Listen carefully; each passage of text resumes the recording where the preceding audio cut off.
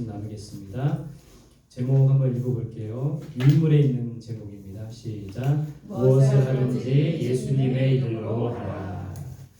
고린도전서 10장 31절에 보면 이렇게 돼 있죠. 먹든지 마시든지 무엇을 하든지 하나님의 영광을 위해서 하라. 이것이 바로 우리 그리스도인들의 삶의 목표입니다.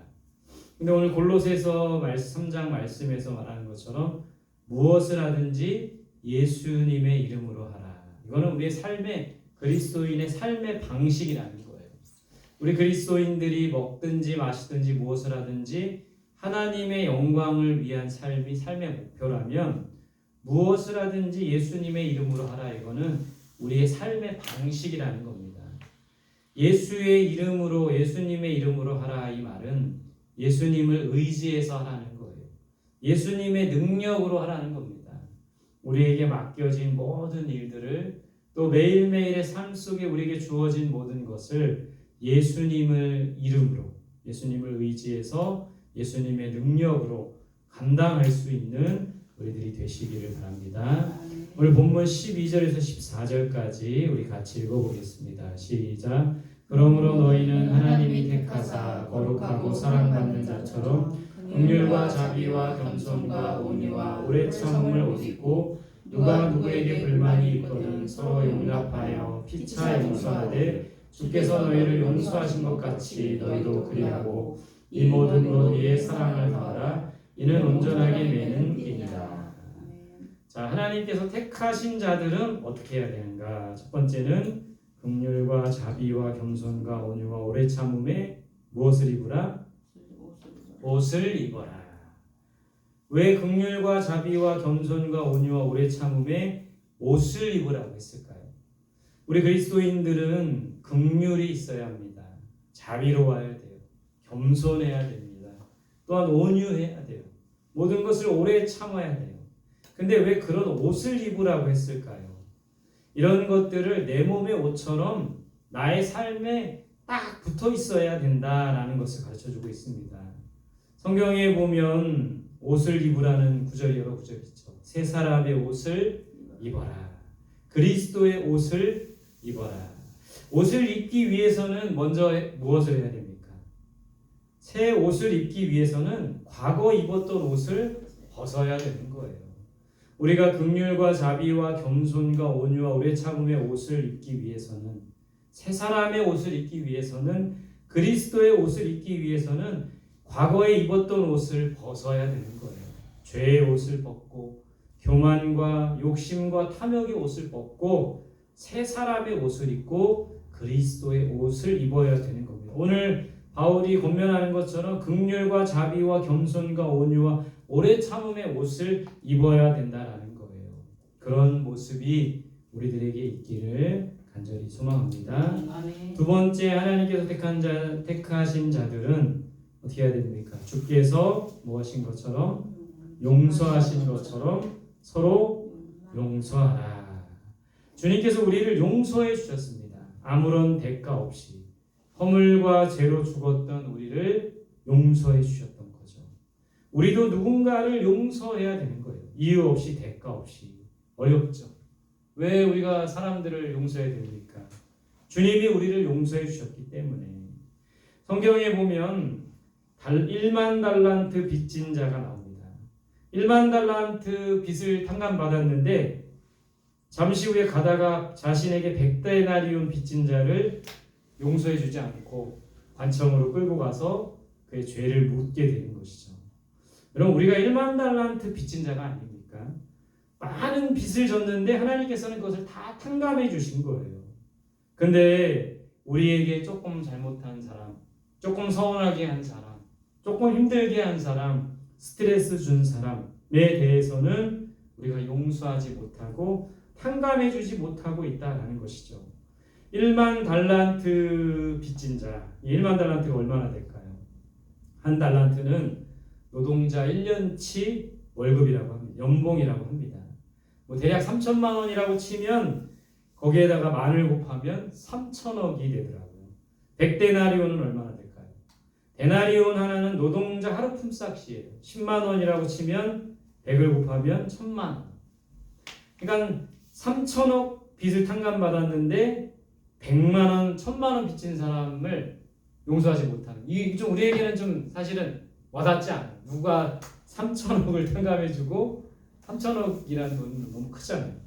그래서 이렇게 좀 공을 다 빼면 내가 3억 빚을 탕감받았는데 10,000원 빚진 사람 멱살을 잡고서는 그 사람의 죄를 묻는 거예요. 우리가 주님께서 우리의 모든 죄를 용서해 주셨죠. 허물과 죄로 죽을 수밖에 없는 우리들을 용서해 주셨는데 우리는 조금 섭섭하게 하고 서운하게 하고 힘들게 하고 스트레스 주는 사람은 용서하지 못한, 저조차도 용서하지를 못해요. 서운함만이 가득합니다. 그런 사람에게 따지고 싶은 거예요. 그런 사람 축복하고 싶지 않고 그런 사람을 위해서 기도하고 싶지 않은 것이죠. 주께서 용서하신 것처럼 서로 용서하라. 우리가 1만 달란트 빚을 탕감받은 자라면 100데나리오 빚진 자의 빚을 당연히 탕감해 줄 수 있어야 된다라는 것이죠. 자, 세 번째, 하나님께서 택한 자들은 모든 것 위에 무엇을 더해야 합니까? 사랑을 더해야 한다. 사랑이 없는 세상이죠.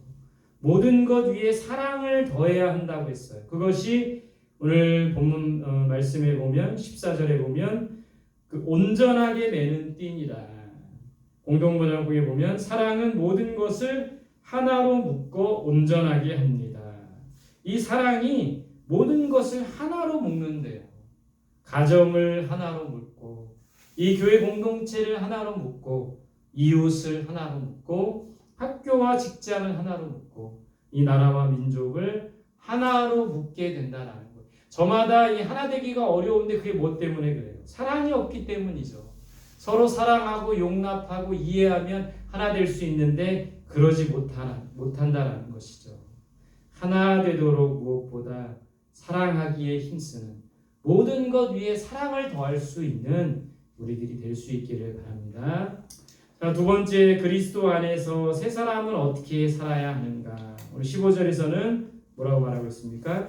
그리스도의 평강이 마음을 주장하게 하라. 그리스도의 평강이 우리 마음과 생각을 주장하게 하라고 했어요. 그러니까 우리 마음속에 하나님의 평강이 가득해야 됩니다. 여러분들 오늘도 평안하셨나요? 오늘 하루를 돌아보니까요. 평안한 순간도 있었지만 우리 휴일이 되니까요. 좋은 게 집에서 이제 가족들과 함께 보낼 수도 있지만 가족들과 계속 붙어 있으면 어떻습니까? 다투게 되죠. 싸우게 되죠. 서운하게 되죠. 평안이 깨지는 거예요. 오늘 그리스도의 평강이 너희 마음을 주장하게 하라. 하나님의 평강이 우리 마음과 생각을 주장해야 된다는 거죠. 빌립보서 4장 6절 7절에 아무것도 염려하지 말고 오직 모든 일에 기도하라. 그러면 하나님의 평강이 우리 마음과 생각을 지켜주신다. 이것이 바로 하나님의 평강이 우리 마음을 주장하는 거예요. 염려하지 말고 기도하고 불안해하지 말고 기도하고 걱정하지 말고 기도할 때 하나님이 주시는 평안이 우리 마음을 주장하고 우리의 마음과 생각을 지켜주실 수 있기를 간절히 소망합니다. 두 번째, 그리스도 안에서 새 사람은 어떻게 살아야 합니까? 그리스도의 16절에 보면 무엇이? 말씀이 너희 속에 풍성히 거하게 하라. 말씀이 우리 안에 풍성히 거하게 해야 돼요. 오늘도 우리가 이 예배 드리며 말씀을 듣습니다. 그 말씀이 우리 속에 풍성히 거해야 돼요. 말씀이 풍성히 거하여서 16절에 보면 서로 가르치고 권면하고 감사와 찬송을 부르라고 했어요. 가르치고 권면하는 것도 하나님의 말씀이 풍성해야 되는 거예요. 우리가 누군가를 권면하고 가르칠 때 내 기준과 내 생각과 내 아집과 내 고집으로 가르치는 것이 아니라 하나님의 말씀이 풍성히 우리 안에 거할 때 가르치고 권면할 수가 있다는 거예요. 내 생각과 내 것으로 가르치게 되면 상처받을 수도 있고 내 생각과 내 것으로 권면하게 되면 상대방이 상처받을 수 있고 오히려 그 사람을 살리기보다는 더 이제 어렵게 만들 수도 있는 것이죠.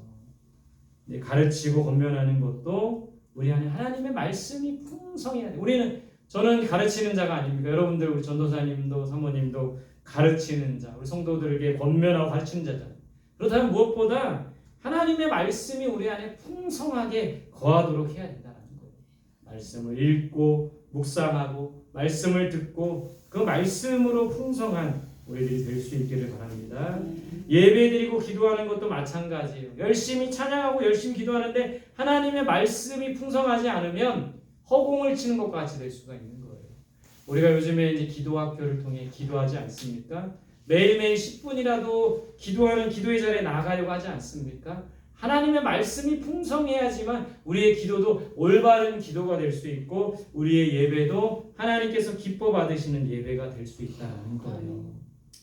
말씀이 풍성한 교회, 말씀이 풍성한 성도, 말씀이 풍성한 목회자가 되도록 그렇게 간구하는 우리들이 될 수 있기를 바랍니다. 세 번째, 그리스도 안에 새 사람은 어떻게 살아야 합니까? 무엇을 하든지 주 예수의 이름으로 하라. 주 예수의 이름으로 하는 게 뭐라고 했어요? 예수님을 의지해서 하는 거예요. 예수님의 능력으로 하는 거예요. 그를 힘입어, 다른 성경 번역에 보면 그를 힘입어 이렇게 돼 있어요. 그러니까 예수님을 의지하고 예수님을 힘입어 모든 것을 하라는 거예요.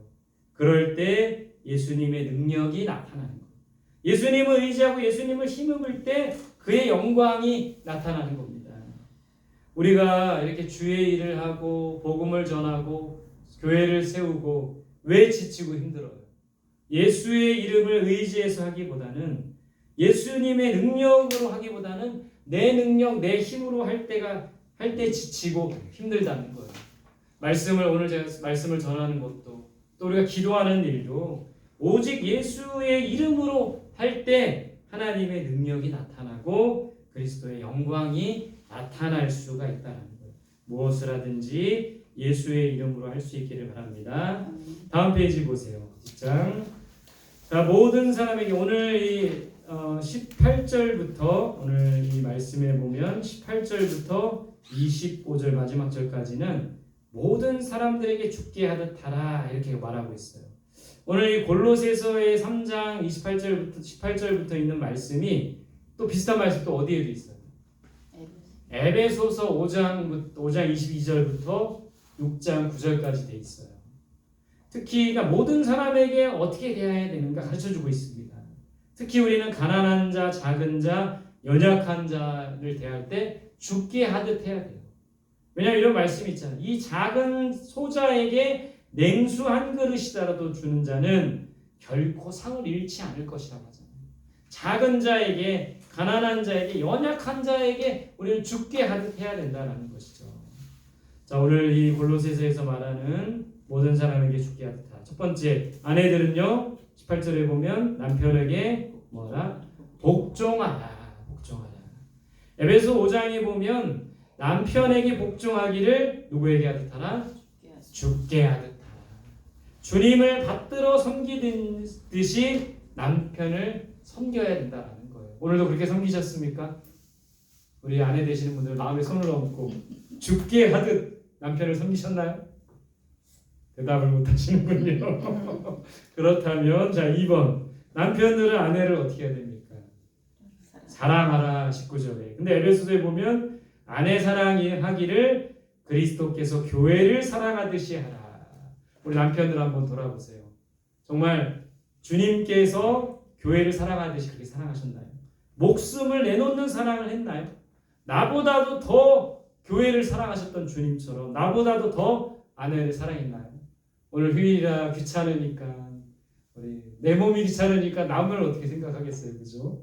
내 몸을 더 사랑하지는 않았나요? 한번 돌아보시기 바랍니다. 세 번째, 자녀들은 부모에게 뭐하라? 20절에 보면 순종하라. 에베소 5장에서는 주 안에서 순종하라. 부모를 공경하라. 주 안에서. 네 번째, 아비들은요 21절에 자녀들을 노엽게 하지 말라. 여러분 어떻게 오늘 하루 자녀들을 노엽게 한 적은 없습니까? 에베소 6장에서는 자녀들을 노엽게 하지 말라. 그러면서 덧붙인 말씀이 오직 주의 교훈과 훈계로 양육하라. 이게 무슨 말일까요? 주의 교훈과 훈계로 양육하라. 이 말은 무슨 말일까요? 주의 교훈은 뭡니까? 하나님의 말씀이죠. 주님의 훈계 방법은 뭐예요? 사랑이죠. 하나님의 말씀과 하나님의 사랑으로 양육하라는 거예요. 하나님의 사랑은 무조건 용납하고 무조건 받아주는 것만이 아니에요. 때로는 엄히 야단치고 때로는 가르치고 때로는 혼내기도 하고 매도될 수 있어야 되는 것이죠. 근데 어쨌든 내 감정대로 자녀를 노엽게 하기보다는 주의 교훈과 훈계로 하나님의 말씀과 하나님의 사랑으로 양육할 수 있어야 된다라는 거예요. 다섯 번째, 종들은요 상전들에게 순종하라. 22절에 에베소 6장에 보면 그리스도께 하듯 순종하라.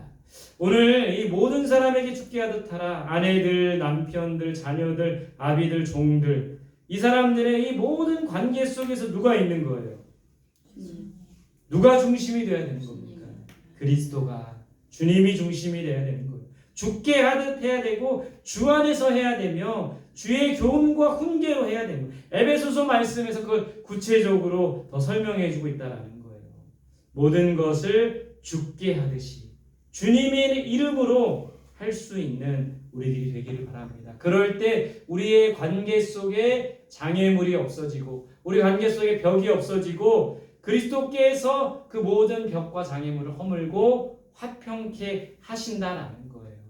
우리의 모든 인간관계 속에 그리스도가 중심이 되어야 되고 주님이 중심이 되어야 된다는 거예요. 그런 우리들이 될 수 있기를 간절히 소망합니다.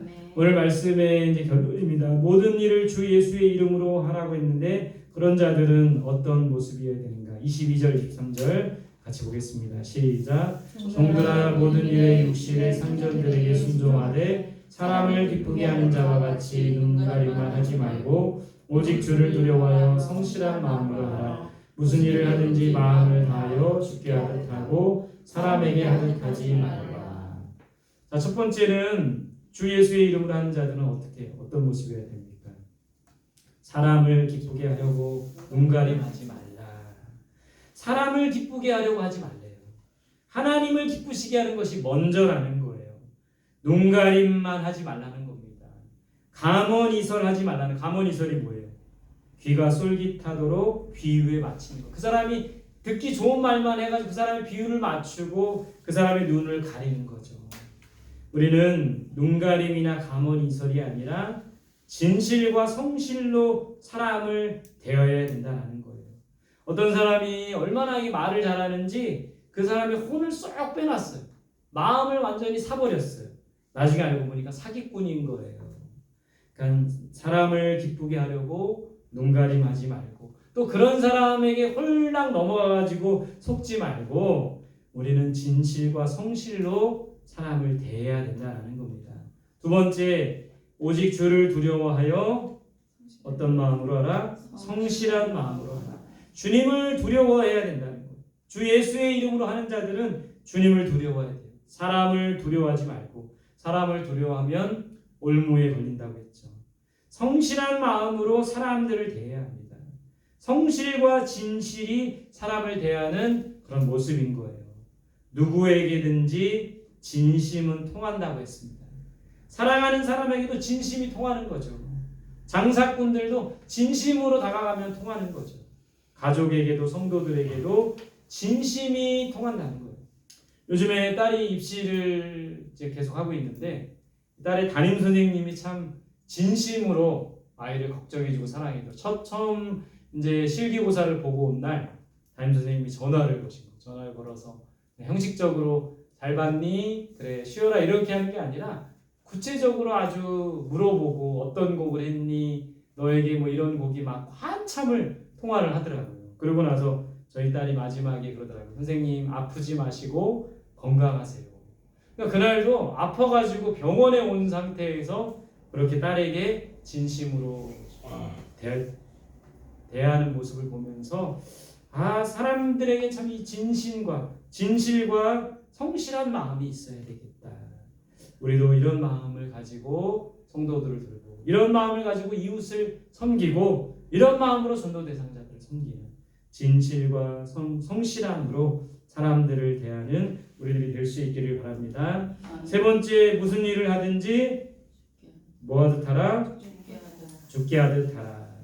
사람을 대할 때도 죽게 하듯 하고 나에게 맡겨진 일을 할 때도 죽게 하듯 해야 됩니다. 목회, 학업, 직장, 가정 이 모든 일들을 할 때 죽게 하듯 주님께 하듯 남편을 섬길 때도 죽게 하듯 아내를 사랑할 때도 죽게 하듯 부모 자녀들을 양육할 때도 죽게 하듯 모든 일들을 죽게 하듯 할 때 열매가 있고 주님의 능력이 나타나고 주님의 어떤 영광이 나타나게 된다는 거예요. 죽게 하듯 하라. 주의 이름을 힘입어 해야 되고 주님 중심으로 해야 되고 주님을 의지하며 할 수 있어야 된다는 거예요. 그것이 바로 무엇을 하든지 예수님의 이름으로 하는 사람들의 모습이라는 거예요. 무엇을 하든 예수님의 이름으로 할 수 있는 우리들이 되시기를 간절히 소망합니다. 함께 기도하겠습니다. 주신 말씀 붙들고 우리 함께 기도합니다. 첫 번째는 서로 용서하며